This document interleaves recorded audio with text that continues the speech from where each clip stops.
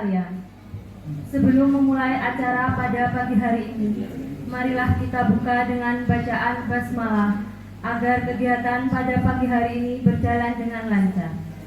Bismillahirrahmanirrahim. Untuk acara yang kedua, menyanyikan lagu Indonesia Raya. Kepada Ibu Dian Efrita dipersilakan. Hadirin dipersilahkan berdiri.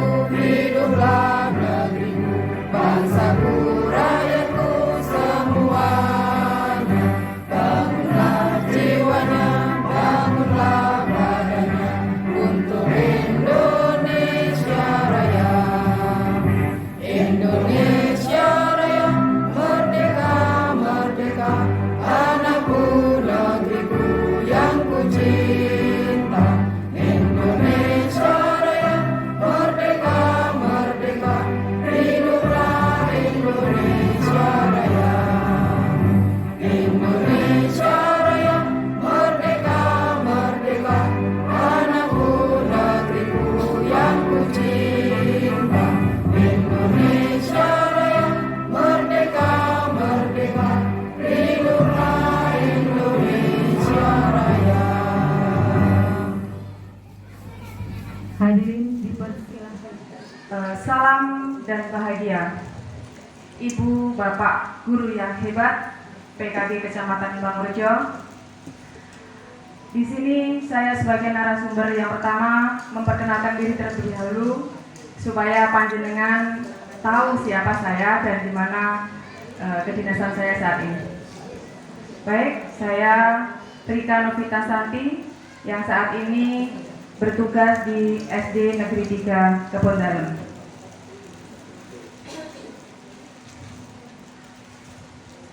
Oke, Bapak Ibu guru hebat, sebelum saya menyampaikan materi lebih lanjut, mari bersama saya untuk mengucapkan salam guru penggerak. Di sini ketika saya mengucapkan salam guru penggerak, panjenengan sedaya menjawab tergerak, bergerak, dan menggerakkan.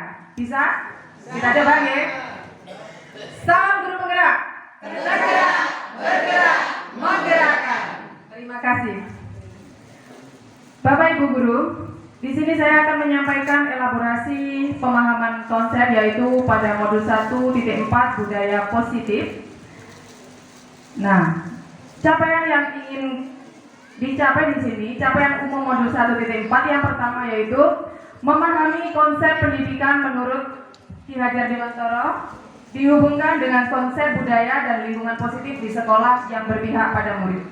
Bapak Ibu guru sekalian, kita sebagai pemimpin pembelajaran di sekolah diibaratkan sebagai seorang petani. Kenapa demikian?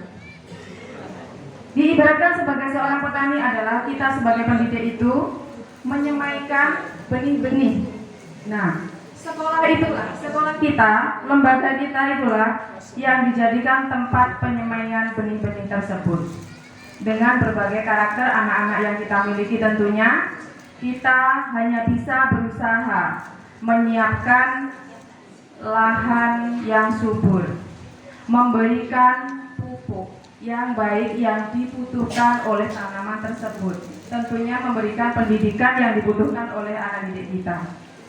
Kemudian jika ada hama atau kendala, berarti kita sebagai seorang petani hanya bisa memberikan insektisida, contohnya begitu.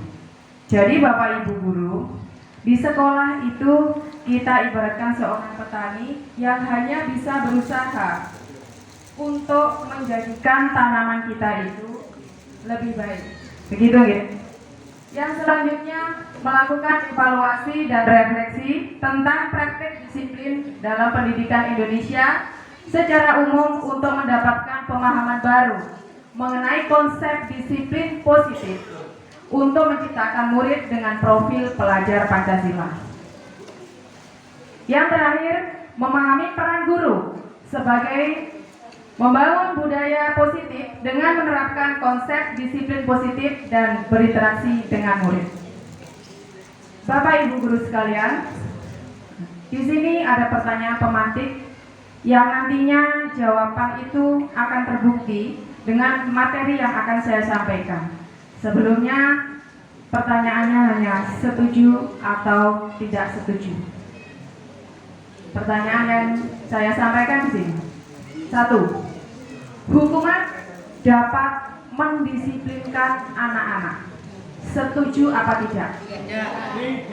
Tidak setuju. Oke, kita save ya Bapak Ibu. Yang kedua, pemberian hukuman dengan hal positif seperti membaca atau membersihkan halaman sekolah dapat meningkatkan disiplin anak. Setuju tidak? Setuju apa tidak? Setuju. Yang nomor 2 dijawab setuju. Oke, kita simpan. Yang ketiga, memberikan penghargaan dapat meningkatkan motivasi belajar anak. Berarti dengan diberikan reward ya, berarti itu bisa meningkatkan motivasi belajar anak. Setuju? Oke, setuju. Ya, jawabannya disimpan Bu.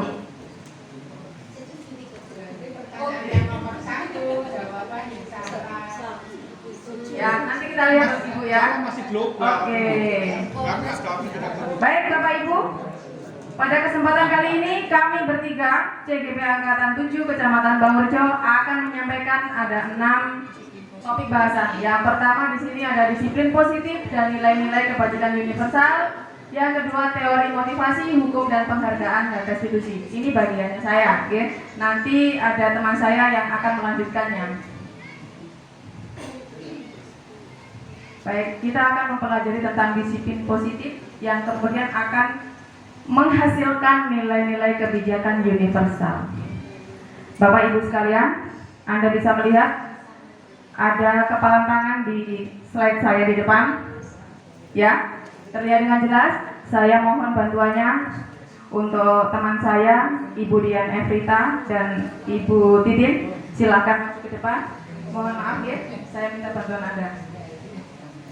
Saya akan memberikan pengarahan apa yang akan Anda lakukan di depan. Silakan. Ibu Dian Evrita, saya akan membacakan yang A, yaitu ada A dan B, Anda dan teman Anda, oke? Kemudian ibaratkan Anda membawa secari kertas yang Anda genggam di tangan Anda dengan kuat.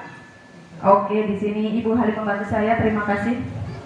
Genggam ini ibaratkan ini adalah sebuah benda yang sangat berharga dan tidak akan Anda lepas apapun yang terjadi. Ya. Anda akan berusaha mempertahankan ini dengan apapun yang terjadi. Oke. Kemudian Ibu Titin di sini saya meminta bantuannya Anda sebagai B yang akan berusaha dengan segala daya dan upaya Anda untuk mencoba membuka genggaman tangan dari Bu Dian ini. Anda boleh melakukan apapun di sini. Boleh. Anda mau merayu, mau menghardik, bahkan mau menyuap Bu Dian, itu juga boleh. Monggo, silakan dilakukan. Apa yang akan Anda lakukan? Bapak Ibu sekalian bisa melihat, karena ini Bu Dian Evrita dipaksa membuka tangannya oleh Bu Titin. Tetapi dengan apapun, dengan segala daya dan upaya, Bu Titin tidak berhasil membuka tangan Bu Dian. Bahkan di sini sudah Oke, bagaimana? Cukup ya? Coba sini. Tetap digenggam. Bu Dian Evrita, saya bertanya kepada Anda, jika ini adalah sesuatu yang sangat berharga untuk Anda pertahankan ya? Anda pertahankan. Bu Titin juga ingin memiliki benda ini. Kemudian, Bu Dian Evita saya berikan wawasan. Jika benda ini ternyata lebih dibutuhkan oleh Bu Titin ketimbang Anda pegang, apa yang Anda lakukan? Monggo silakan. Oke, ini adalah sebuah contoh peristiwa Bapak Ibu. Sesuatu yang ada di genggaman yang tadi digenggam kuat dan erat oleh Bu Dian Evita sebagai pemilik benda. Kemudian karena melihat keadaan, benda ini bisa begitu saja diberikan oleh Bu Dian Evita kepada Bu Titin. Ini sebuah peristiwa ya. Bapak Ibu sekalian, saya bertanya kepada Anda yang ada di sini. Siapa yang bisa mengontrol diri Anda? Siapa Bapak Ibu? Oke, saya terima jawabannya Bapak Ibu, diri sendiri. Bahkan di sini kompak semuanya diri sendiri, tidak ada yang lain. Padahal boleh bervariasi. Dan orang lain, ada tambahan lagi dan orang lain. Oke, boleh. Terima kasih Bu Dian Evita dan Bu Titin atas bantuannya. Saya persilakan kembali.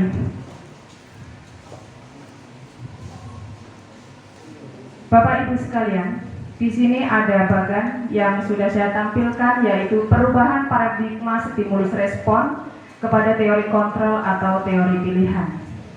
Siapa sesungguhnya yang memiliki kontrol pada stimulus respon yang langsung pada kegiatan yang barusan kita lakukan? Orang lain bisa mengontrol saya.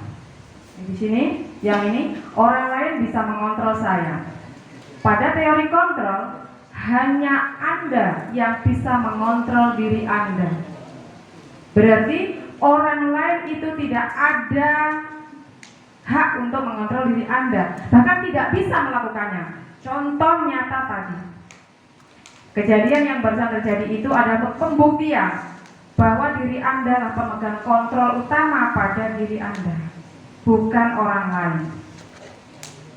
Bisa dipahami Bapak Ibu? Tidak mesti. Oke, boleh Ibu. Kemudian di sini, fungsi kepala sekolah, fungsi pengawas apa? iya, boleh. Karena nanti ada regulasinya, ada peraturan. Iya. Nah, nanti akan ada selanjutnya Ibu. Kemudian saya bisa mengontrol orang lain. Kepala sekolah bisa mengontrol rekan kerjanya, begitu ya? Tetapi ketika pada teori kontrol, Anda tidak bisa mengontrol orang lain. Bapak Ibu sekalian, ini baru pemahaman pertama pembahasan pertama yang akan kita awali ya, baru kita buka di sini. Kemudian berikutnya, pemaksaan ada pada saat bujukan gagal. Ketika Bapak Ibu di sini yang sebagai kepala sekolah menyampaikan suatu program kepada rekan kerjanya di sekolah, kemudian aturan itu tidak dilaksanakan oleh anggota jenengan, kemudian yang timbul di sini adalah pemaksaan. Mau tidak mau, Anda harus mau, kan itu? Ya tidak? Tetapi ketika di teori kontrol, yang ada adalah kolaborasi dan konsensus menciptakan pilihan-pilihan baru. Kita mencari solusi dari sebuah masalah, bukan menambah masalah lagi. Sudah terlalu banyak masalah, betul Bu? Kemudian di sini adalah model berpikir menang dan kalah. Dalam stimulus respon itu ada menang dan kalah. Ada yang merasa bahagia, merasa bangga dengan kemenangannya, tetapi jangan lupa di sana ada yang merasa terintimidasi. Ada yang merasa tertindas, dirugikan. Betul sekali Ibu. Kemudian kalau di sini teori kontrolnya model berpikir menang dan menang. Kita sama-sama, meskipun di kelas kita dengan karakter anak yang berbeda, kita bisa memberikan sesuatu itu juga berbeda Bapak Ibu. Jadi tidak semua harus sama. Nah, di sini cakupan yang lebih luas lagi yang akan kita bahas pada hari ini yaitu disiplin positif. Nah, di sini yang saya garis besar adalah makna disiplin, yaitu belajar mengontrol diri dengan menggali potensi kita. Belajar mengontrol diri kita ya, agar tercapai tujuan mulia, yaitu sesuatu yang menjadi seseorang yang kita inginkan berdasarkan nilai-nilai yang kita hargai. Gitu. Apakah makna disiplin, Bapak Ibu? Ada yang bisa memberikan jawaban? Itu merupakan gambaran untuk kepribadian yang Disiplin adalah perubahan kepribadian untuk menjadi yang lebih bagus. Ada yang lain, Bapak Ibu? Disiplin, kata-kata disiplin, taat atau ada peraturan yang sudah dibuat. Taat pada peraturan yang sudah dibuat. Berarti disiplin itu kalau diibaratkan lunak apa keras, Bapak Ibu? Keras. Pemaksaan ya. Nah, itu identik dengan disiplin. Oke. Kita lihat Bapak Ibu. Disiplin artinya belajar. Ternyata di sini disiplin adalah sebuah pembelajaran, bukan pemaksaan. Nah, di sini konotasi disiplin, kata disiplin berkonotasi dengan disiplin diri dari murid-murid. Nah, ini kita lanjutkan. Disiplin membuat orang menggali potensinya menuju tujuan yang merasa dihargai. Namun, Bapak Ibu sekalian, dalam budaya kita, disiplin ini menjadi sesuatu yang dilakukan seseorang pada orang lain untuk mendapatkan kepatuhan. Nah, tadi ada Ibu Sri menyatakan untuk taat ya. Nah, di sana. Inilah yang terjadi pada budaya kita. Kecenderungan umum adalah menghubungkan kata disiplin dengan ketidaknyamanan. Gerak, Bapak Ibu. Bukan dengan apa yang kita hargai atau pencapaian suatu tujuan yang mulia. Bapak Ibu, saya berikan contoh pendisiplinan diri. Ketika hari Jumat, kita harus datang ke sekolah lebih awal. Jam 6.30 paling akhir, iya kan? Kalau Bapak Ibu merasa tidak nyaman atas hal tersebut, berarti Bapak Ibu belum berdamai dengan diri sendiri. Nah, di situ perlu belajar atau pembiasaan baik. Bagaimana kita mengevaluasi diri kita agar hari Jumat tidak telat untuk datang ke sekolah dan merasa itu bukan suatu paksaan, tetapi adalah menjadi tujuan yang baik untuk perubahan pada diri kita. Begitu. Kemudian dari disiplin tadi, kita akan merujuk pada nilai-nilai kebajikan universal. Bapak Ibu, sifat-sifat positif manusia yang merupakan tujuan mulia yang ingin dicapai, yaitu bersifat universal dan lintas bahasa, suku, agama maupun dengan latar belakang yang berbeda. Kemudian, Bapak Ibu, nilai-nilai kebajikan yang ingin dicapai oleh setiap anak Indonesia disesuaikan dengan profil pelajar Pancasila yang tadi sudah disinggung oleh Bapak kita, Bapak Ervandi. Yang pertama yaitu beriman bertakwa kepada Tuhan Yang Maha Esa. Bapak Ibu, jenengan sebagai pemimpin pendidikan di sekolah, sebagai agen pembaharuan di sekolah, tuntunlah anak-anak untuk bisa beriman dan bertakwa dengan cara pembiasaan baik. Sepandai apapun anak kita, tanpa didasari dengan keimanan dan ketakwaan, maka hasilnya nanti kurang baik. Yang kedua, mandiri, bernalar kritis, berkebinekaan global, bergotong royong, dan kreatif. Yang terakhir adalah kreatif. Tadi Bapak Evandi sudah menyinggung berkali-kali ya. Bapak Ibu sekalian, yang kedua yang akan saya bahas di sini adalah teori motivasi hukuman dan penghargaan dan restitusi. Nah, di sini nanti Bapak Ibu akan menemukan jawaban dari pertanyaan pematik yang sudah saya utarakan tadi.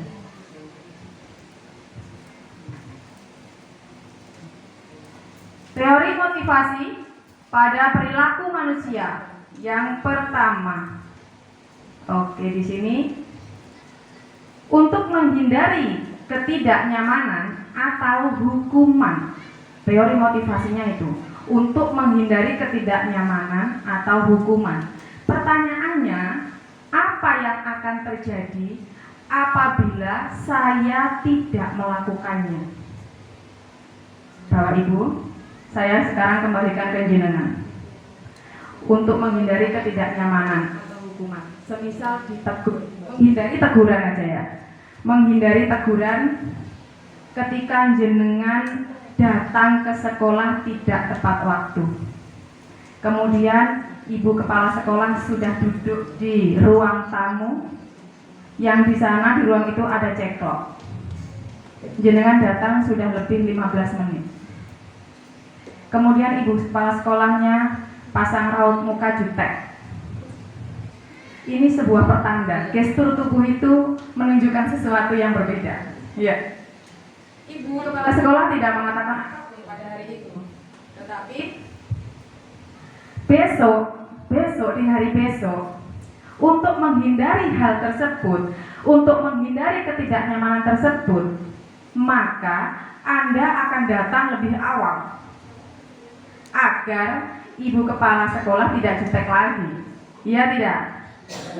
Di sini Bapak Ibu, tanyakan ke diri Anda masing-masing ya. Ketika hal itu terjadi, maka motivasi tersebut berasal dari luar diri kita. Jenengan hanya berusaha menghindari teguran dari kepala sekolah, bukan dari dalam diri kita, bukan kesadaran kita untuk datang tidak telat. Begitu. Lanjut ya.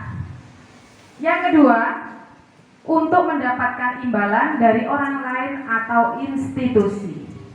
Pertanyaannya, apa yang akan saya dapatkan apabila saya melakukan hal ini? Bapak Ibu sekalian, saya mengambil contoh lagi ke pribadi panjenengan. Kenapa? Karena pada kegiatan diseminasi siang ini, yang hadir di sini, yang duduk di depan saya adalah agen pembaruan pendidikan di lembaga masing-masing. Jadi saya kembalikan contohnya ke jenengan biar bisa mengevaluasi diri saya itu seperti apa. Begitu. Nah, apa yang akan saya dapatkan? Pemikiran seperti itu Bapak Ibu. Ketika jenengan melakukan sesuatu hal pada lembaga Anda, walaupun toh itu untuk meningkatkan kompetensi siswa jenengan, kalau hanya ingin mendapatkan reward misalnya, ingin mendapatkan pujian misalnya, itu hanya motivasi eksternal Bapak Ibu, motivasi yang berada dari luar diri jenengan. Sebagai agen pembaruan, Bapak Ibu harus memperbaiki hal ini. Kalau itu terjadi pada Anda, kalau tidak ya alhamdulillah. Berikutnya, yang ketiga yaitu untuk menghargai diri sendiri. Yang kita lakukan untuk menghargai diri kita sendiri. Saya akan menjadi orang seperti apa bila saya melakukannya? Kita kembali lagi kepada pertanyaan yang nomor 1 Bapak Ibu. Tadi saya mengatakan bahwa saya kalau hari Jumat itu keburu-buru mau datang sekolah biar tidak terlambat ceklok, biar tidak dijutekin sama ibu kepala sekolah. Nah, sekarang yang nomor 3 ini, saya akan melakukan hal itu supaya tidak terlambat. Itu sebuah peraturan yang harus saya kerjakan. Itu adalah sudah menjadi regulasi yang harus saya lakukan. Kesadaran dalam diri kita yang timbul pada diri kita sendiri, itulah yang dinamakan motivasi internal. Jenengan sudah tidak butuh lagi pujian, jenengan tidak lagi memikirkan ketidaknyamanan atau bahkan mendapat teguran atau hukuman. Murni dari diri jenengan sendiri, Anda memutuskan untuk datang lebih pagi supaya tidak terlambat. Itu yang dinamakan motivasi internal. Dan tujuannya, yaitu tujuan disiplin positifnya di sini Bapak Ibu. Oke, kita lanjutkan. Bapak Ibu sekalian, panjenengan tentunya sudah sangat mengenal beliau. Beliau adalah Ki Hajar Dewantara, yaitu Bapak Pendidikan kita. Di sini beliau mengatakan merdeka itu artinya tidak hanya terlepas dari perintah, akan tetapi juga cakap buat memerintah diri kita sendiri. Kita sudah tidak memikirkan diperintah A, B, C, D, E, tetapi kita sudah menanamkan pada diri kita bahwa ini yang harus saya lakukan. Itu namanya cakap memerintah diri kita sendiri. Jadi kalau ada kita kesepakatan setelah rapat, besok kita melakukan A, B, C, D, E, kepala sekolah tidak usah lagi teriak-teriak, ayo begini, ayo begitu. Karena rekan kerja kita sudah saling sadar apa yang harus kita lakukan, maka hal itu akan dilaksanakan mengalir saja. Di situ kan rasa nyaman, rasa tidak ada tertekan, itu tercipta gitu loh. Dan sampai di sini paham Bapak Ibu? Bisa memahami ya? Dihukum oleh penghargaan. Kembali lagi ya. Tadi penghargaan itu meningkatkan motivasi anak. Oke, sekarang saya akan memberikan paparan materi dihukum oleh penghargaan. Bahwa penghargaan berlaku sama dengan hukuman Bapak Ibu.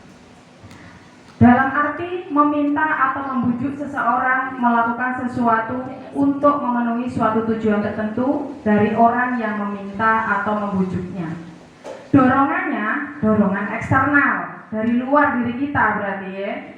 Kemudian dan akan ada faktor ketergantungan. Kalau tidak diberikan penghargaan, ya tidak akan melakukan hal tersebut. Gitu. Ya tidak? Nah, di sini penekanan bahasa itu boleh Maya, oke? Bapak Ibu sekalian, yang pertama pengaruh dihukum oleh penghargaan itu pengaruhnya ada jangka panjang dan jangka pendek. Kemudian penghargaan menghukum, penghargaan kok menghukum, nanti kita jelaskan. Kemudian penghargaan mengurangi ketepatan dan kemudian penghargaan tidak efektif dan penghargaan merusak hubungan. Baik, sekarang yang berikutnya penghargaan menurunkan kualitas. Penghargaan mematikan kreativitas dan penghargaan mengurangi motivasi intrinsik. Bapak Ibu sekalian, saya ada beberapa pertanyaan. Mohon bantuannya untuk dijawab dengan ikhlas. Siap nggih? Bapak Ibu? Bapak Ibu, siap ya? Ngantuk ya Bu, karena sudah terlalu panjang waktunya tadi di depan. Baik Bapak Ibu, yang di belakang ngapunten, saya kalau dengan yang senior insya Allah semua sudah paham. Tapi dengan Bapak yang masih muda-muda, saya belum begitu hafal. Untuk rekan saya, Bu Dwi, ya nomor 1. Boleh maju ke depan Ibu, silakan.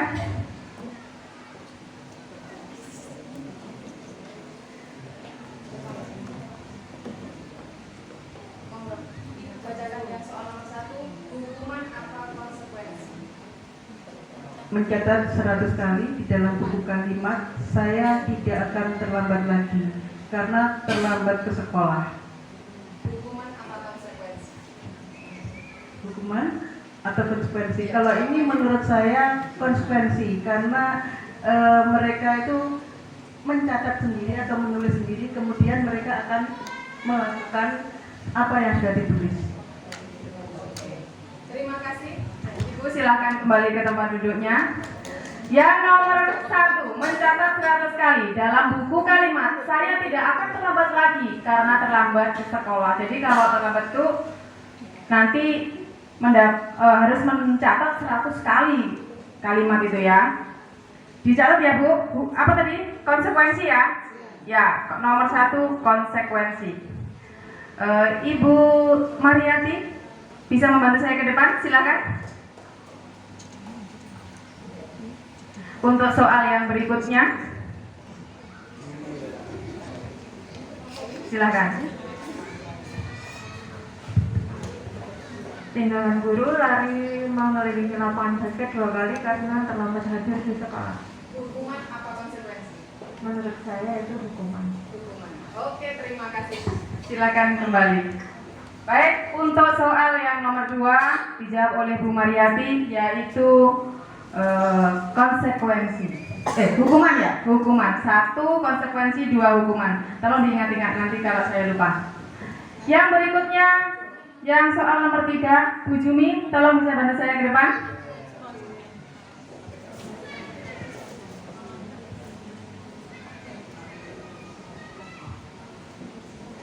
Murid diminta untuk push-up 15 kali karena tidak menggunakan masker ke sekolah. Hukuman apa konsekuensi? Hukuman. Hukuman. Baik. Terima kasih. Jawaban untuk nomor 3 yaitu hukuman. Selanjutnya yang nomor 4, rekan saya Pak Joko, silahkan maju ke depan. Biar nggak ngantuk ya Pak Joko ya. Nomor 4, Menggantikan kertas tugas teman yang telah dicoret-coret, konsekuensinya. konsekuensi. Oke. Saya terima jawabannya. Selanjutnya soal yang selanjutnya ya nomor 5, Mbak Lucy, silakan Mbak Lucy. Loh ya, saya hafal namanya. Nggih Bunda, kalau Bunda kan sudah sih. Jadi yang muda-muda ya, kasih kesempatan yang muda. Mari Mbak Lucy. Yang membersihkan tempat air. Membersihkan tempat air bisa tulis karena tersenggol pada saat belajar. Konsekuensi. Oke. Terima kasih Mbak Lucy atas jawabannya. Ya, selanjutnya saya minta ke depan Bu Heni Susanti, teman lama saya ini ya, silakan maju ke depan.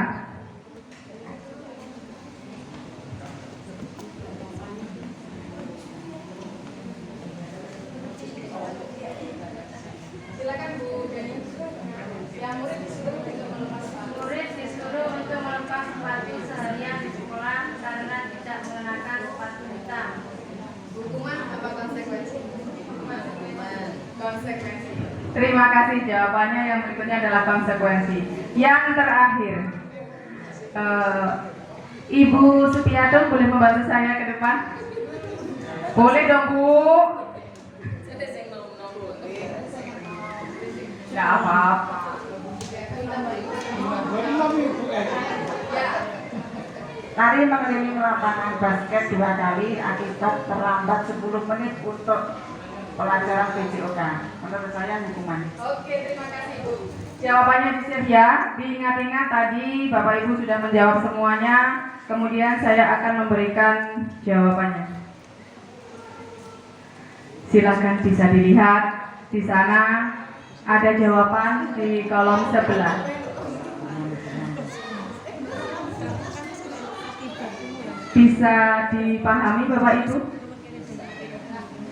Belum Ibu? Masih bingung. Bedanya mirip banget sih. Mirip banget ya. Oke. Jawabannya sudah ada di layar kita. Setelah ini kita akan membahasnya. Yang hampir mirip begitu memang. Menggantikan kertas tugas teman yang telah dicoret-coret. Ya, lanjut aja ya. Kita lihat. Dilanjut apa belum? Masih dipikirkan? Oke, lanjut. Monggo. Sekarang bisa kita lihat hukuman dan konsekuensi. Di sini ada yang kita bisa baca. Silakan jenengan amati di papan slide kita. Hukuman, sesuatu yang menyakitkan dan harus terjadi. Jenengan kembali lagi ke pertanyaan tadi. Jenengan ingat-ingat kembali guys. Konsekuensi, sesuatu yang harus terjadi. Contohnya tadi adalah mencoret-coret buku temannya. Berarti konsekuensinya kita harus menggantinya, gitu. Kemudian kalau hukuman membuat anak sakit fisik maupun sakit hati, untuk jangka waktu yang lama. Nun sewu Bapak Ibu, jenengan sebagai pengajar, jenengan sebagai pemimpin pendidikan, hati-hati dalam memberikan hukuman. Ya? Karena hukuman itu berakibat fatal. Bisa menyakiti anak dalam segi fisik maupun dari mental mereka. Tetapi kalau konsekuensi di sini membuat anak merasa tidak nyaman saja dalam jangka waktu yang pendek. Lalu yang berikutnya, hukuman anak akan membenci kedisiplinan. Mereka tidak akan suka, mereka tidak akan mau melakukannya karena mereka membencinya. Tetapi konsekuensi, anak menghargai disiplin. Kalau hukuman sifatnya adalah paksaan, tetapi kalau konsekuensi, stimulus dan tanggapan. Kemudian hukuman mendorong anak menyakiti diri sendiri. Tetapi kalau konsekuensi mendorong anak agar mudah menyesuaikan diri. Nah, di sini sangat berbeda Bapak Ibu. Hukuman berkonsep diri yang buruk. Kalau konsekuensi, konsep dirinya sudah baik. Lalu yang hukuman anak belajar untuk menyembunyikan kesalahan. Agar tidak mendapatkan hukuman, maka dia akan berlaku tidak jujur. Tetapi kalau pada konsekuensi, anak belajar untuk mematuhi peraturan.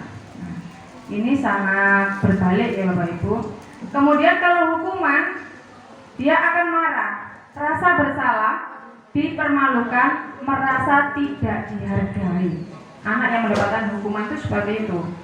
Tetapi pada konsekuensi, anak itu akan hanya kehilangan hak, kemudian dibuat tidak nyaman dan diasingkan hanya sementara waktu aja. Nanti kalau sudah baik, dia akan kembali diterima pada kelompoknya.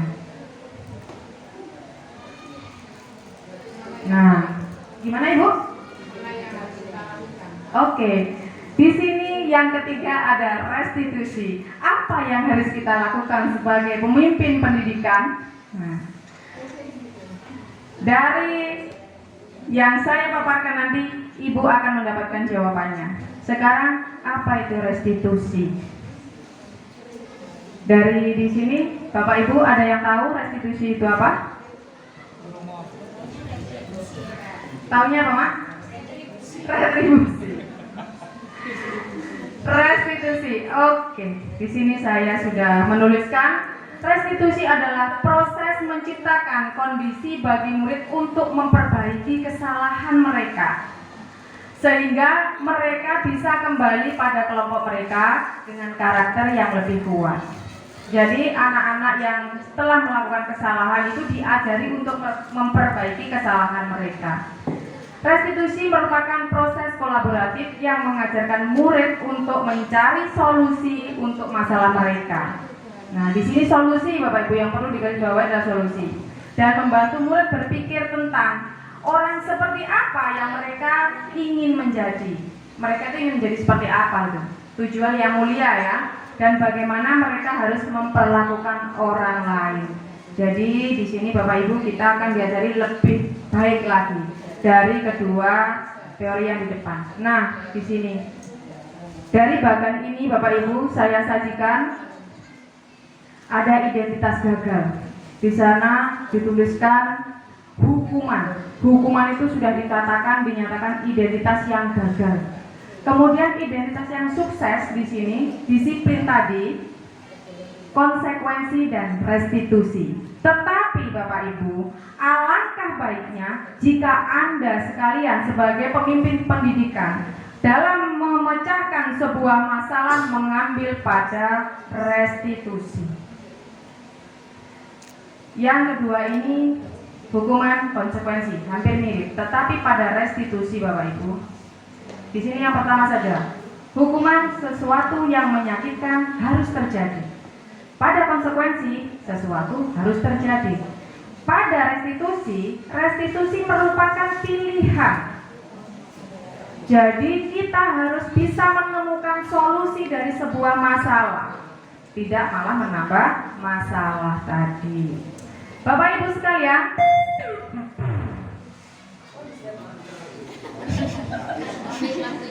baik, iya Ibu. Kita lanjutkan. Kita perlu mengetahui ciri-ciri restitusi ya Bapak Ibu. Apa itu restitusi? Bukan untuk menebus kesalahan, namun untuk belajar dari kesalahan. Kemudian memperbaiki hubungan. Anak-anak kita di kelas ketika mereka bertengkar berlarian jatuh, akhirnya nangis kemudian tidak dikocok. Aku gak kocok aku, oke?